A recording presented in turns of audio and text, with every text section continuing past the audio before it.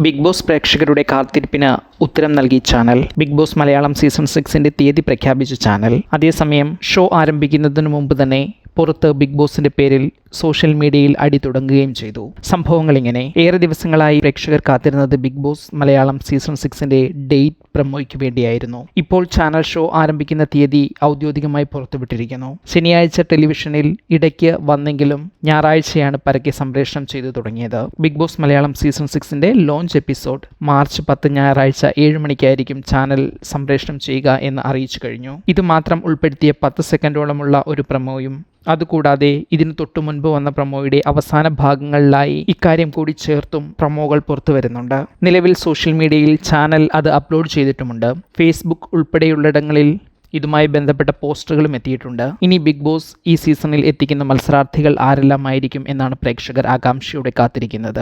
അതേസമയം സോഷ്യൽ മീഡിയയിൽ സീസൺ ആരംഭിക്കുന്നതിന് മുൻപ് തന്നെ ഫൈറ്റുകൾ ആരംഭിച്ചു കഴിഞ്ഞു. ചില്ലറക്കാർ തമ്മിലല്ല ഈ സോഷ്യൽ മീഡിയ തർക്കങ്ങൾ ഉടലെടുക്കുന്നത്. മുൻ ബിഗ് ബോസ് മലയാളം താരങ്ങളാണ് ഇതിന് തിരികൊളുത്തിയിരിക്കുന്നത്. കഴിഞ്ഞ സീസണിന്റെ വിന്നറായ അഖിൽ മാരാരും മുൻ സീസണിലെ മത്സരാർത്ഥി ഫിറോസ് ഖാനും തമ്മിലാണ് നിലവിൽ സോഷ്യൽ മീഡിയയിൽ ഈ അഭിപ്രായ വ്യത്യാസങ്ങൾ ഉടലെടുത്തിരിക്കുന്നത്.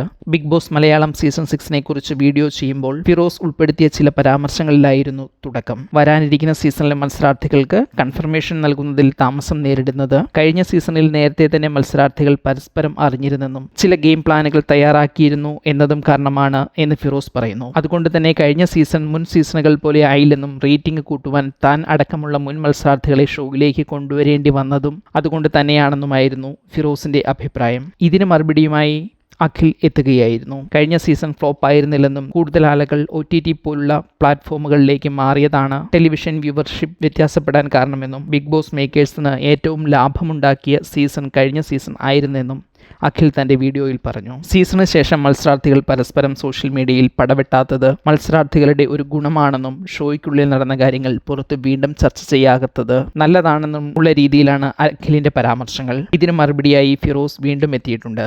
അതേസമയം ഇതുവരെയും സജീവമാകാതിരുന്ന പല ബിഗ് ബോസ് ഗ്രൂപ്പുകളും റിവ്യൂവേഴ്സും ചാനലുകളുമെല്ലാം ഇതോടെ സജീവമായി അഭിപ്രായ പ്രകടനങ്ങളുമായി എത്തി. ഏതായാലും ആവേശകരമായ ഒരു season Bigg Boss Malayalam season 6 March 10 ആരംഭമാകും.